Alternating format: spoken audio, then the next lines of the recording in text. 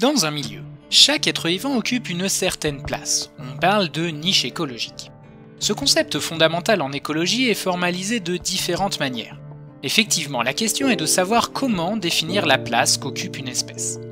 Hutchinson, en 1957, définit la niche écologique comme un hypervolume, c'est-à-dire un volume dans un espace à plusieurs dimensions, où chaque dimension de l'espace est une ressource.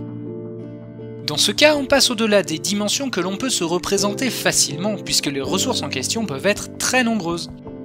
Ressources alimentaires, mais aussi en température, disponibilité en eau, en espace, en cachette, en perchoir, en conditions physico-chimiques, bref. Beaucoup de paramètres sont à prendre en compte pour définir la place d'un être vivant. Tous ces paramètres constituent les conditions limitantes d'existence d'une espèce. Mais attention, c'est encore un tout petit peu plus compliqué que ça.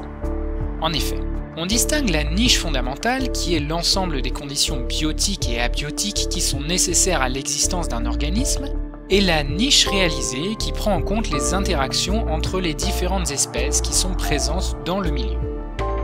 La niche réalisée est par conséquent plus petite que la niche fondamentale, dans le sens où du fait des interactions avec les autres êtres vivants présents dans un espace, l'hypervolume d'une espèce va se retrouver contraint.